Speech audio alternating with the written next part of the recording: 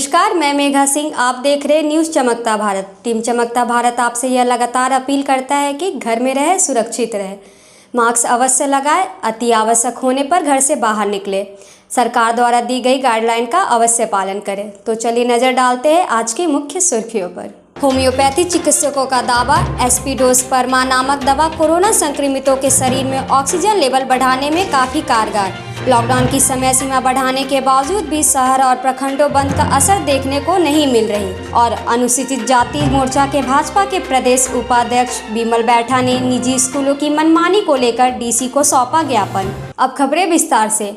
Homeopathy चिकित्सकों का दावा, एस्पिडोसपर्मा नामक दवा कोरोना संक्रमितों के शरीर में ऑक्सीजन लेवल बढ़ाने में काफ़ी कारगर। आपको बता दें, कोरोना वायरस का एलोपैथिक इलाज अब तक प्रामाणिक रूप से नहीं हो सका है। इन सब के बीच होम्योपैथिक चिकित्सा जगत से राहत भरी खबरें आ रही है। एक और जहां कोरोना संक्रमित मरीज ऑक्सीजन की कमी के कारण बेमौत मारे जा रहे हैं, वहीं दूसरी ओर होम्योपैथी चिकित्सकों का दावा है कि एस्पिडोसपर्मा नामक दवा कोरोना संक्रमितों के शरीर में ऑक्सीजन लेवल बढ़ाने में काफ़ी कारगर साबित हो रहे हैं। होम्योपैथिक डॉक्टरों का कहना है कि इस दवा को 20 बूंद पानी में डालकर लेने से ऑक्सीजन सैचुरेशन सही होता है और मरीज को ऑक्सीजन की ज़रूरत नहीं पड़ती है। वैसे होम्योपैथिक जगत से आई इस खुशखबरी के बाद बाजार से एस्पिडोसपर्मा दवाई गायब होने लगे हैं। चिकित्सकों का दावा है कि इससे कालाबाजारी को बढ़ावा मिलेगा। इस दवा का नाम है एस्पिडोसपर्मा क्यू। ये एक डिजिटलिस ऑफ लंग्स इसे कहा जाता है। ये लंग्स की एक टॉनिक है। जैसे सांस खांस की प्रॉब्लम होती है लोगों को, ब्रीदिंग प्रॉब्लम जहाँ हो रही है, कई जगह बोला जा रहा है कि जिनमें ऑक्सीजन की कमी हो रही है, जो ब्रीथ करने में प्रॉब्लम कर रहे हैं, वहाँ पर ये दवा बहुत कारगर हो जाती है। क्योंकि ये दवा अभी मार्केट में उपलब्ध नहीं है दवा, जिसके कारण इसका बहुत शॉर्टेज है। डिमांड होने चलते हम लोग फुलफिल नहीं कर पा रहे हैं। एक व्हाट्सएप वायरल हुई है फेसबुक और व्हाट्सएप के माध्यम से। इसको लेके लोगों में पैनिक की स्थिति है, जो उसके लिए पैनिक होने की आवश्यकता नहीं है। ये बेसिकली उन लोगों को दिया जाता है जिनको सांस की प्रॉब्लम हो, जिन्हें एलर्जेटिक अस्थमा का प्रॉब्लम है, ब्रोंकाइटिस का है, रिनेटिज्म का प्रॉब्लम है। ये उनके उपयोग के लिए ज़्यादा है। हमारा यही कहना है कि बगैर डॉक्टर की सलाह से इस दवा का उपयोग ना होना चाहिए। ये सर, बहुत लोग आ रहे हैं, बहुत डॉक्टर्स भी डिमांड कर रहे हैं, दवा दिया भी जा रहा है, कुछ पेशेंट पॉजिटिव रिजल्ट भी बोल रहे हैं, लेकिन ये डॉक्टर लोग के स्रोत के बाद ही पता चलेगा कि ये कितना कारगर है। ये दवा होम्योपैथ की कोई नई दवा नहीं है। जब से होम्योपैथ है तब से ही एस्पिडोसपर्मा क्यों आता है। लॉकडाउन की समय सीमा बढ़ने के बावजूद भी शहर और प्रखंडों में बंद का असर देखने को नहीं मिल रही। आपको बता दें, कोरोना संक्रमण सरायकेला खरसावां जिले में लगातार बढ़ोतरी हो रही है। लॉकडाउन की समय सीमा बढ़ने के बावजूद भी शहर और प्रखंडों में बंद का असर देखने को नहीं मिल रही है। जहां जिला प्रशासन कोरोना से संक्रमित के जांच में जुटी है और जिले में मौत न हो उसके प्रयास में लगे हैं। उपायुक्त अरवा राजकमल लगातार वैक्सीन टीकाकरण के लिए लोगों से अपील कर रहे हैं। सदर अस्पताल में लगातार इमरजेंसी मरीजों की ऑक्सीजन की व्यवस्था बढ़ा दिया गया है। फिर भी सरकारी आंकड़ों के आधार पर 36 घंटे में 6 की मौत हुई है। जिले में गुरुवार को 31,128 सैंपल ट्रूनेट RT-PCR जाँच में 133 नए कोरोना संक्रमित मिले गए हैं। वहीं सुखद समाचार यह भी है कि 69 मरीज कोरोना संक्रमण को मात देकर पूरी तरह से स्वस्थ हुए हैं। उपायुक्त ने बताया, कोरोना संक्रमण से जिले में अब तक 44 लोगों की मृत्यु हो चुकी है। जिले में कुल एक्टिव मामलों की संख्या 1100 है। संक्रमित मरीज में सरायकेला 23, खरसावां 5, राजनगर 21, कुचाई 6, ईचागढ़ 1, नीमडी 58 और गमरिया प्रखंड से 19 मरीज संक्रमित मिले हैं। फिर भी सरकार के गाइडलाइन का पुनः अनुपालन नहीं की जा रही है। नतीजन जिले में स्वास्थ्य सुरक्षा सप्ताह का कोई मतलब ही नहीं दिख रहा है। सरायकेला खरसावां के सभी जिलावासियों के लिए नमस्कार। और मैं सभी से अनुरोध करूंगा, जो भी वैक्सीन के लिए एलिजिबल हैं, 45 साल उम्र से जो भी ऊपर हैं, उन सभी के लिए वैक्सीन केंद्र हम लोग खोले हैं। आज भी अगर आप देखेंगे तो आदित्यपुर नगर निगम क्षेत्र में 15 जगह पे वैक्सीन हो रहा है। आदित्यपुर इंडस्ट्रियल एरिया के लिए विशेषकर एशिया के ऑफिस और आइडा का जो ऑटो क्लस्टर है, दोनों में हम लोग वैक्सीन सेंटर चला रहा है। तो अभी भी वैक्सीन हमारे पास पर्याप्त मात्रा में उपलब्ध है। सभी व्यक्ति जैसे भी 45 साल से ऊपर उम्र के हैं, चाहे पहले डोज जो लेने वाले हो या दूसरे डोज के लिए जो एलिजिबल हो, यानी 6 से 8 वीक के बीच में जो भी 6 से 8 वीक पहले जो भी लिए हैं वैक्सीन, उनको जो सेकंड ड्यू डेट आ जाता है, 6 सप्ताह अगर क्रॉस होता है तो उनको भी वैक्सीन देने के लिए हमारे पास वैक्सीन है। मैं सभी से अनुरोध करूंगा प्रशासन को सहयोग दें और आकर वैक्सीन ले लें। वैक्सीन ही आज आपको गंभीर बीमारी से बचाने के लिए एक उपाय है। अनुसूचित जाति मोर्चा के भाजपा के प्रदेश उपाध्यक्ष विमल बैठा ने निजी स्कूलों की मनमानी को लेकर डीसी को सौंपा ज्ञापन। आपको बता दें, एक ओर जहां पूरा देश कोरोना की महामारी झेल रहा है, वहीं दूसरी ओर निजी स्कूलों की मनमानी और बेतहाशा वृद्धि ने लोगों के होश उड़ा दिए हैं, जिसको लेकर आज अनुसूचित जाति मोर्चा के भाजपा के प्रदेश उपाध्यक्ष विमल बैठा ने निजी स्कूलों की मनमानी को लेकर डीसी को ज्ञापन सौंपा। श्री बैठा ने कहा कि आज पूरा देश एक ऐसी महामारी से गुजर रहा है कि प्रतिदिन कई अपने जीवन को खो दे रहे हैं। इस बीच आर्थिक स्थिति ने बहुत ही गंभीर रूप ले लिया है। 2 वक्त का खाना भी जुटाना मुश्किल हो गया है। उस पर बच्चों की पढ़ाई हेतु स्कूल फी के नाम पर मोटी रकम देने में लोग असमर्थ हो जा रहे हैं। कई राज्यों में सुप्रीम कोर्ट के आदेश अनुसार आधी फीस ली जा रही है, परंतु झारखंड में जितने भी गैर सरकारी स्कूल हैं वह पूरी फीस वसूल रहे हैं। अतः श्रीमान से निवेदन है कि गैर सरकारी स्कूल को फीस में कटौती करने के लिए आदेश जारी किया जाए, जिससे लोगों को जीने में थोड़ी तो राहत हो पाए। झारखंड सरकार माननीय मुख्यमंत्री हेमंत सोरेन जी को ये पत्र लिखे हैं कि जिस प्रकार ये कोविड-19 का महामारी प्रतिदिन तेजी से बढ़ रहा है, लोग प्रतिदिन अपनी जान गंवा रहे हैं, उसी प्रकार पूरे देश में एक आर्थिक स्थिति बहुत ही गंभीर हो गई है और ऐसा उत्पन्न हो रहा है कि लोग 2 वक्त की रोटी खाने में असमर्थ हो रहे हैं। मगर झारखंड में जो गैर सरकारी स्कूल हैं, जिनका फीस लगभग काफ़ी ज़्यादा है, लोग उसको देने में असमर्थ हो चुके हैं और ये स्थिति बनी हुई है कि लोग 2 वक्त की रोटी बहुत मुश्किल से खा रहे हैं। तो मैं झारखंड सरकार एवं मुख्यमंत्री श्री हेमंत सोरेन जी से ये मांग करता हूँ कि झारखंड में भी फीस को कटौती किया जाए और जल्द से जल्द इस पर संज्ञान लिया जाए। नहीं तो अन्यथा जो लोग आज आर्थिक महामारी से मर रहे हैं वो आर्थिक स्थिति से भी मरने लगेंगे। इसके लिए हेमंत सोरेन जी को मैं बहुत ध्यान देने के लिए आवश्यकता है। उनको मैं निवेदन करता हूं कि सर आप ध्यान दीजिए और यहाँ जिस प्रकार सुप्रीम कोर्ट के आदेश पे और भी राज्यों में फीस कटौती किया गया है, उस प्रकार झारखंड में भी फीस कटौती का आदेश दिया जाए। धन्यवाद। विमल बैठा, भारतीय जनता पार्टी प्रदेश उपाध्यक्ष अनुसूचित जाति मोर्चा।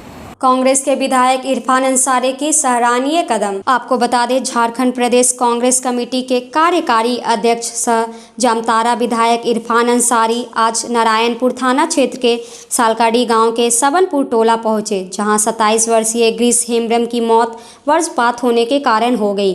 वे परिवार का एकमात्र कमाने वाला व्यक्ति था और वह अपने पीछे अपने बूढ़े माँ बाप, पत्नी एवं 2 छोटे छोटे बच्चों को छोड़कर चला गया। इस घटना से पूरे गाँव में मातम छाया हुआ था। वहीं विधायक डॉक्टर इरफान अंसारी परिवार वालों से मिलने उनके घर पहुंचे। मौके पर विधायक परिवार वालों की स्थिति देख काफ़ी भावुक हो गए। दोनों छोटे छोटे बच्चों को देखकर विधायक की आंखों में आंसू आ गए। उनके पास पहनने के लिए कपड़े तक नहीं थे। घर की आर्थिक स्थिति काफ़ी दयनीय थी। मौके पर विधायक ने परिवार वालों को 10,000 आर्थिक सहायता दिया और अनाज की व्यवस्था कराई और पूरे परिवार वालों को वस्त्र भी दिया। साथ ही परिवार वालों को भरोसा दिलाया कि वो दोनों बच्चों को पढ़ाने का काम करेंगे और उनका पालन पोषण का सारा खर्च उठाएंगे। और इधर बिग इंग्लिश स्कूल के समीप एक 52 वर्षीय व्यक्ति का शव मिलने से फैली सनसनी। आपको बता दें, जमशेदपुर के गोविंदपुर थाना अंतर्गत बिग इंग्लिश स्कूल के समीप एक 52 वर्षीय व्यक्ति का शव मिलने से सनसनी फैल गई। मृतक की पहचान जनता मार्केट स्थित राम मंदिर के समीप रहने वाले विजय शर्मा उर्फ बिट्टू के रूप में की गई है। उधर घटना की सूचना मिलते ही गोविंदपुर थाना पुलिस मौके पर पहुंची और शव को अपने कब्जे में लेकर छानबीन में जुट गई। मृतक के परिजनों के अनुसार मृतक शराब पीने का आदी था और कई दिनों तक घर नहीं आता था। आशंका जताई जा रही है कि मृतक की मौत अत्यधिक शराब पीने से हुई है। फिलहाल पुलिस पूरे मामले की छानबीन में जुटी हुई है। हम लोग को सुबह पता चला और फ़ोन आया पापा को, और उसके बाद यहाँ के मुखिया जो है अशोक, वो बोले कि पापा को मेरे कि वो तेरा भाई पड़ा हुआ है। तो हम वैसे आए और यहाँ पे देखे तो ये हालत में हमको पाया मिला। कौन लगता है आपको? मेरे चाचा लगते हैं। इस पर कुछ कार्रवाई, ये ऐसा घटना क्यों हुई कि कुछ पहले घर में कुछ विवाद भी हुआ? कुछ नहीं, रोज़ आना जाना अपना जैसे काम करते हैं, अपना जो काम उनको मिल जाए रोज़ाना जैसे आप करना चाहते वैसे करते हैं। हम लोग से कोई उतना मतलब नहीं रखते थे, बस आते थे, मिलते थे, चल जाते थे, बस हल्का बस रोज़ की तरह इनका पीना आदत था, जिसके कारण से पता नहीं चला। अब हम लोग को भी परसों आए थे तो मिल के गए सबसे एज यूजुअल, और उसके बाद फिर आज सुबह हम लोग को खबर मिल गया किसी आदमी से। पहले तो आदमी पापा का फ्रेंड थे। थाना में एफआईआर दर्ज किए थे? जी अभी आया था तो थाना में एफआईआर दर्ज हो चुका है। थाने वाले क्या बोले?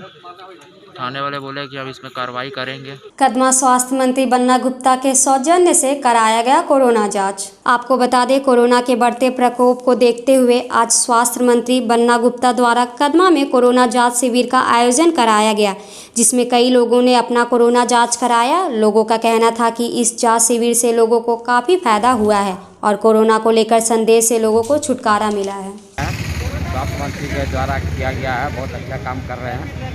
हम भी टेस्ट करवाएं। टेस्ट कराएं आपने? हाँ, अच्छा काम हो रहा है। अच्छा काम। क्या नाम आपका? श्यामनारायण जायसवाल। कोविड टेस्ट कराना है, माननीय बन्ना गुप्ता जी के कर कमलों द्वारा यहाँ टेस्ट किया जा रहा है और कदमा में बहुत अच्छा काम हो रहा है। ये कदमा है, कदमा के माननीय स्वास्थ्य मंत्री कार्यालय जी के समक्ष में हम लोगों ने ये निवेदन किया था स्वास्थ्य विभाग से कि यहाँ पर एक जांच शिविर बैठाया जाए, क्योंकि कदमा में संक्रमण की संख्या बहुत तेज़ी से बढ़ रही है और एक तरह से बेकाबू होते जा रही है।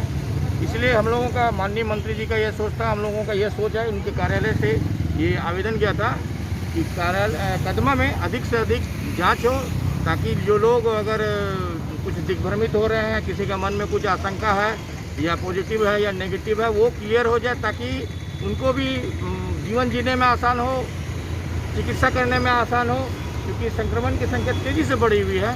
इसलिए हम लोग यहाँ पर एक शिविर लगवाए हैं, जिसमें हमारे कार्यालय से, माननीय मंत्री जी के कार्यालय से हम लोग सहयोगी के रूप में इनको सहयोग दे रहे हैं। कितना अब तक कितना चेक कर लिया, कितना पॉजिटिव है केसेस? यहाँ पर अभी 77 चेक हो गया है, जिसमें 6 अभी तक पॉजिटिव है। मारवाड़ी युवा मंच स्टील सिटी शाखा द्वारा किया गया मास्क और भोजन का वितरण। आपको बता दें, लॉकडाउन जैसी भयानक परिस्थितियों में मारवाड़ी युवा मंच लगातार जरूरतमंद लोगों के लिए वरदान साबित हो रहा है। मंच द्वारा दिन प्रतिदिन सेवा भाव के साथ लोगों के लिए मदद किया जा रहा। इसी के तहत आज साक्षी में इस मंच द्वारा निःशुल्क मास्क वितरण किया गया। इसी दौरान संस्था के राजेश अग्रवाल ने मीडिया के सामने अपना नंबर जारी करते हुए कहा कि जिन व्यक्तियों को भी भोजन की समस्या है वे उनसे संपर्क कर सकते हैं। उनकी संस्था हमेशा लोगों के मदद के लिए खड़ी है। मैं सभी दुकानदारों से आग्रह करूंगा कि अपनी दुकान को बंद करके चेन को तोड़ने का प्रयास करें। एक ना एक दिन चेन जरूर टूटेगा, सब्र रखें, सब्र रखें। अरे इतने कमाई भगवान ने दी है कि हर इंसान अपना घर चला सकता है, मेरा माल बेचे। तो अभी क्या कर रहे हैं आप लोग? हम घर में बैठे हैं, घर में बैठ के कोशिश कर रहे हैं कि जो आदमी असमर्थ है, जो नहीं ले सकता है, घर में मास्क बनवा के निःशुल्क मास्क देना चाह रहे हैं। जो आदमी अगर पैसा दे सके, केवल 5 रुपये में दे के उसको करे। साक्षी में कर रहे हैं ये चीज़? नहीं, कहीं भी जिसको जरूरत है, कभी साक्षी, कभी मांगो। क्या नाम आपका? राजेश अग्रवाल। मैंने पूरा मास्क मारे साक्षी में? नहीं, साक्षी में नहीं, जहाँ जहाँ जरूरत लगता है, कभी साक्षी है, कभी बर्मा। और वहीं साक्षी में युवक की लात मुक्के से जमकर धुनाई। आपको बता दें, जमशेदपुर साक्षी थाना अंतर्गत रामलीला मैदान के पास शुक्रवार को दोपहर के समय अचानक एक युवक को पकड़कर कुछ लोगों ने पिटाई शुरू कर दी। लात घुसे हुआ फाइट दनादन बरसने लगे। इसी बीच एक युवक ने पीटे जा रहे युवक को बचाने की कोशिश की, लेकिन उसकी कोई कुछ सुनने को तैयार नहीं था। पूछताछ में पता चला कि वह युवक पिछले कुछ दिनों से आते जाते एक युवती के साथ छेड़खानी कर रहा था। युवती ने इसकी शिकायत अपने घर में की। परिवार वालों ने निगरानी कर मनचले को पकड़ लिया और जमकर पिटाई कर दी। घटना के वक्त जमा हुए लोगों को तो पहले समझ नहीं आया कि आखिर क्या माजरा है, लेकिन बाद में पता चला कि मामला छेड़खानी का है। हालांकि पीटे जा रहा युवक बराबर कहता रहा कि उसकी सुनी जाए। बाद में कुछ लोगों के हस्तक्षेप के बाद मामला शांत हुआ और मनचले ने रेस ली। पूर्वी सिंहभूम जमशेदपुर जिला उपायुक्त को तृतीय लिंग समुदाय की संस्था उत्थान शिविरों ने पत्र दिया। आपको बता दें, कोविड-19 को लेकर पिछले वर्ष से तृतीय लिंग समुदाय काफ़ी समस्याओं को झेल रहे हैं। अब समस्या वैक्सीन को लेकर है। कोविड-19 में भी सरकार कोई ध्यान नहीं दे रही है। समुदाय के ज़्यादातर लोग के पास पहचान पत्र तक नहीं है, तो वैक्सीन लेंगे कैसे? झारखंड राज्य ने तृतीय लिंग समुदाय को आज तक कोई सुविधा सरकार द्वारा नहीं मिली है। संस्था ने कई बार जुस्को, जेएनसी और डीसी को पत्र दिया तृतीय लिंग समुदाय को एक जगह वैक्सीन के लिए दे, पर कोई जवाब नहीं आया। अगर तृतीय लिंग समुदाय को कोरोना होगा तो कहाँ जाए? तृतीय लिंग एक साथ रहते हैं, अगर एक को हुआ तो सबको होने का खतरा है। आज हम अपने समुदाय के मामलों के लेकर के आए हैं, क्योंकि देखिए पूरे झारखंड में हमारा समुदाय पिछड़ गया है। सरकार का कोई ध्यान नहीं है। हमें भी तो कोरोना हो सकता है, हम कहाँ जाएंगे? हमारे लिए अलग से कोई कोविड सेंटर नहीं है। अगर हमें कोरोना होता है सरकार हमें कहाँ रखेगी? मर्द के साथ कि औरत के साथ? ये क्वेश्चन हम करते हैं, सरकार से प्रश्न पूछते हैं। अगर हमें कोरोना होता है तो हमें सरकार कहाँ रखेगी? मर्दों के साथ रखेगी, औरतों के साथ रखेगी? अगर कल को मैं पैंट शर्ट पहनती हूँ तो क्या मुझे मर्दों के साथ रख दिया जाएगा या औरतों के साथ रखा जाएगा? लेकिन यहाँ पे सरकार का कोई ध्यान नहीं है। वैक्सीन भी दिया जा रहा है, हमारे समुदाय के लिए कोई भी सुविधाएं नहीं है, क्योंकि हमारे समुदाय के पास कोई प्रमाण पत्र नहीं है। सरकार ने तो गाइडलाइन निकाल दी, जिसके पास आधार कार्ड है, राशन कार्ड है, पैन कार्ड है, ड्राइविंग, वही लोग वैक्सीन ले सकते हैं। हमारे समुदाय के पास कोई पहचान पत्र नहीं है, तो क्या वंचित हो जाए इस चीज़ों से? तो सरकार को ध्यान देना होगा और हमारे लिए भी इन सुविधाओं को शुरू करना होगा, ताकि हमारा समुदाय भी पिछड़े नहीं और वो भी वैक्सीन लेकर के अपने जीवन को आगे चला सके। इसके लिए हम अपनी समस्याओं को लेकर के यहाँ पे इकट्ठे हुए हैं। क्या नाम है? अमरजीत। सरकारी राशन डीलर ने एसओआर के पास लगाया एएमओ के खिलाफ प्रताड़ना का आरोप। आपको बता दें, आज सरकारी राशन डीलर टेल्को लक्ष्मी नगर निवासी उदय प्रताप सिंह ने आज एएमओआर से मिलकर एएमओ संतोष कुमार के खिलाफ शिकायत की। उनका कहना था कि एएमओ द्वारा उन्हें गलत तरीके से राशन जमा करने के नाम पर बेवजह परेशान किया जा रहा। श्री सिंह के अनुसार विगत 24 अप्रैल को एएमओ संतोष कुमार और 2 अन्य पदाधिकारी उनके दुकान पहुंचे और स्टॉक की जांच की और राशन ज़्यादा पाया। डीलर के अनुसार उन्हें सरकार द्वारा राशन ज़्यादा उपलब्ध कराया गया था। इस बात की जानकारी एएमओ को देने के बाद भी एएमओ द्वारा उन्हें लगातार प्रताड़ित किया जा रहा है। इस बात से तंग आकर आज उन्होंने एएमओआर से मिलकर एएमओ के खिलाफ शिकायत ज्ञापन सौंपा। हमारा नाम उदय प्रताप सिंह, पिता स्वर्गीय श्री राम निवास सिंह। कहाँ रहते हैं? लक्ष्मी नगर झगड़ू बगान टेल्को मनीफिट के पीडीएस डीलर हूँ। क्या करते हैं आप? हम पीडीएस डीलर के साथ हमारा जमशेदपुर नोटिफाइड एरिया में पार्टनरशिप पे रजिस्टर्ड ठेकेदारी भी है सर। क्या करते हैं? राशन वितरण करते हैं, पब्लिक जन सेवा। क्या आपके साथ समस्या है? समस्या ये कि सर 24 तारीख पिछला महीना 24 तारीख को हमारे यहाँ एमओ साहब और उच्च 1-2 साहब और एमओ साहब का नाम है संतोष कुमार, जो जमशेदपुर नोटिफाइड एरिया क्षेत्र के डीलर को देखते हैं, वो हमारे दुकान में आए। उन्होंने स्टॉक की जांच की। पहले तो हमें कहा कि तुमने पूरा माल बेच दिया है, लेकिन जब स्टॉक देखा गया तो उन लोगों ने कहा कि नहीं, तुम्हारे पास माल ज़्यादा है। मैंने कहता रह गया, उनको व्हाट्सएप के जरिए भी उनको सारा रिपोर्ट भेजा कि सर आप ऑनलाइन देख लीजिए हमारा रिपोर्ट। गोदाम मैनेजर जो कह रहे हैं और मैं ऑनलाइन जितना उठाया हूँ सारा विवरण उसमें दिया हुआ है, लेकिन वो जिद पर अड़े हुए हैं कि नहीं, मैं तुम्हें बर्बाद करके ही छोड़ूंगा। अगर हम एमओ साहब का कहना है, संतोष कुमार का। आप 300 लेटर किसको दिए? लेटर एसओआर साहब को दिए। एसओआर साहब ने आश्वासन भी दिया कि मैं तुम देखता हूँ इस लेटर पर क्या कार्रवाई कर सकता हूँ। जांच हो रहा है, लेकिन ये तब तक हमें इसी बीच में पता चलता है कि एमओ साहब सुबह में आए, उनसे प्रणाम पाती किए। वो गुस्सा में इतना था कि कहते कि नहीं, इसका स्टोर दूसरे को टैग कर दिया जाए, जो अनुचित है सर। अगर हम गलत हैं तो हमें दंडित किया जाए, नहीं तो इन पर कार्रवाई किया जाए सर। क्यों ऐसा किया? लॉकडाउन में एक भी कंप्लेंट। आरोप लग रहा है कि आपके पास माल ज़्यादा है, जो कि माल हम वो जो सरकार दी है सर उसको जोड़ ही नहीं रहे हैं। करीब 90 क्विंटल का आसपास मुझे माल ज़्यादा मिला है, जो साहब का नज़र में वो ज़्यादा है। वो हमको ग्रीन का हमको अलॉटमेंट मिला है, जो साहब को साफ ऑनलाइन दिख रहा है, लेकिन वो नहीं लिख रहे हैं उसको। आरोप लग रहा है कि तुम ज़्यादा रखे हो चावल, क्योंकि चावल का वो जो वाजिब अलॉटमेंट है वो ऑनलाइन वो जोड़ नहीं रहे हैं, वो अपना मन से लिख दिए हैं, दिए हैं एसओआर साहब को। एसी खरीदने के नाम पर ठगी, सीआईएफएस का जवान बताकर की गई ठगी। आपको बता दें, एग्रीको निवासी शिखा कुमारी ने आज बिष्टुपुर साइबर थाना में लिखित शिकायत की। पीड़िता के अनुसार उसने फेसबुक में एसी बिक्री का एक प्रचार देखा था। जब उसने एसी बेचने वाले व्यक्ति से संपर्क किया तो उसने खुद को सीआईएफएस का जवान बताया और खुद को सोनारी एयरपोर्ट में पदस्थापित बताया। उसके बाद उसने कहा कि मेरा तबादला दूसरे राज्य में हो गया है, इसलिए वह अपना सारा सामान बेचकर जा रहा है। पीड़िता ने एडवांस के नाम पर उसे 1000 रुपये का भुगतान कर दिया। फिर अगले दिन उसे फ़ोन कर पैसे की मांग की गई तो उसने क्रमशः 3100, 5999 और 8000 रुपये भेजे। इसके बाद फिर उससे 8000 रुपये की मांग की गई तो उसे शक हुआ। तब ठग ने उसे अपना जाली सीआईएफएस का आईडी कार्ड भेजा, लेकिन जब उसने पैसे देने से इनकार कर दिया तो उसके साथ बदतमीजी की गई और कहा गया कि आपको सामान नहीं मिलेगा और यदि पैसे वापस चाहिए तो 6 महीने का इंतज़ार करना होगा। तब पीड़िता को ठगे जाने का एहसास हुआ और उसने बिष्टुपुर साइबर थाना में शिकायत दर्ज कराई। शिखा कुमारी। कहाँ रहती हैं? एग्री को। क्या हुआ आपके साथ मामला? सर ऑनलाइन फेसबुक पर ऐड देखा था, तो मैंने उन्हें कॉल किया। CISF ऑफिस का था, कार्गो ऑफिस, एयरपोर्ट ड्यूटी का था। तो मैंने सोचा कि बात करके देखते। बात करा तो जेन्युइन लगा मेरे को। फिर उन्होंने सॉरी कहाँ पर ड्यूटी का बता रही थी? Airport duty. अच्छा। तो मैंने उनसे बात करा तो पता चला, उन्होंने बोला कि हमारा ट्रांसफ़र हो रहा है, तो कोविड के चक्कर में हम इतना सारा सामान ट्रांसफ़र नहीं करवा पा रहे, इसलिए सस्ते सस्ते में यहाँ पे सेल आउट कर दे रहे जमशेदपुर में। आप क्या लेना चाह रही थी? हम AC लेने वाले थे। अच्छा, फिर?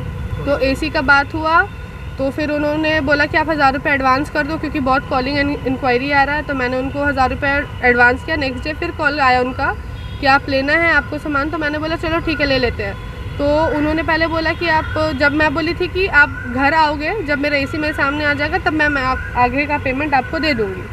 तो फिर हुआ ये कि उन लोगों ने बोला कि यहाँ से एयरपोर्ट निकलने टाइम मैंने कैश रखा है और यहाँ पे ऑनलाइन पेमेंट चलेगा। तो हम लोगों को आइडिया नहीं था, आप ऑनलाइन पेमेंट कर दीजिए, हम आपको कैश दे देंगे। तो फिर हम उनको 3100 रुपीज़ भेजा। तो वो बोले कि ऐसा नहीं चलेगा, आप मेरे को एक बार और भेजिए, उसका मेल नहीं बन पा रहा है। तो फिर मैंने उनको 3000 मतलब ऑल टोटल 6200 मैंने उनको भेजा। फिर थोड़ी देर बाद फ़ोन करके बोलता है कि यहाँ पे फ़ाइन वाइन कुछ लग गया हम लोगों को, तो आप 6000 रुपया भेज दो, लाइक 5999 आप मुझे भेज दो। तो मैं बोली कि वो तो आपका प्रॉब्लम है, वो मैं आपको क्यों भेजूँ? तो बोली सिस्टर आप टेंशन मत लीजिए, हम लोग वर्दी वाले, हम लोग ऐसा वैसा नहीं करेंगे। फिर अपना ID कार्ड और वो अपना सर्विस ID कार्ड वगैरह भेजा गया मेरे को। तो मेरे को थोड़ा बिलीव हुआ। मैंने उनको फिर 6000 भेजा, फिर 8000 का डिमांड हुआ उन लोगों का। 8000 के टाइम पे थोड़ा मेरे को फ्रॉड वाला चीज़ लगा, तो उस बबलू नाम का जो ID कार्ड मेरे को आया वो मेरे को भेजा गया। तो फिर मैंने 8000 भेजा। उसके जस्ट 15 मिनट बाद फ़ोन आके बोलता है कि 16800 और भेजना होगा आपको, वरना हम लोग यहाँ से नहीं निकल पाएंगे, आपका AC भी आप तक नहीं आएगा, कॉल रिकॉर्डिंग्स भी है। बहुत गंदे तरीके से बात कर रहा था वो आदमी। मैं बोली मैं नहीं दूँगी, आप मेरे को या तो मेरा पैसा रिटर्न कर दो, या आप मेरे को सामान पहुंचा के दो, या तो मैं केस कर दूंगी। तो उनका कहना था कि आप केस कर दो, हमको टेंशन नहीं है, पर आपको सामान नहीं मिलेगा, पैसा रिटर्न होने के लिए 6 महीना लगेगा। जमशेदपुर खासमहल सदर हॉस्पिटल के सभी बेडों में ऑक्सीजन चालू होने से मरीजों को मिल रही है काफ़ी राहत। आपको बता दें, कोरोना संक्रमण महामारी को देखते हुए और लोगों को सांस लेने में हो रही है काफ़ी परेशानी को लेकर खासमहल सदर हॉस्पिटल के हर बेड में नए पाइपलाइन के माध्यम से ऑक्सीजन पहुंचाया गया है, ताकि मरीजों को सांस लेने में कोई दिक्कत ना हो और राहत मिल सके, जिससे मरीजों की जान बचा सके। जिले के सिविल सर्जन अरविंद कुमार लाल ने कहा कि सदर हॉस्पिटल में कुल 109 बेड पर ऑक्सीजन लगाया गया है। वॉकी टॉकी के माध्यम से और फ़ोन से मॉनिटरिंग किया जा रहा है। सभी लोगों को अपनी अपनी जिम्मेदारी सौंपा गया है। इसी के अनुसार हम लोग अपना काम करवाते और करते हैं। जल्द हम लोग ICU शुरू करने जा रहे हैं।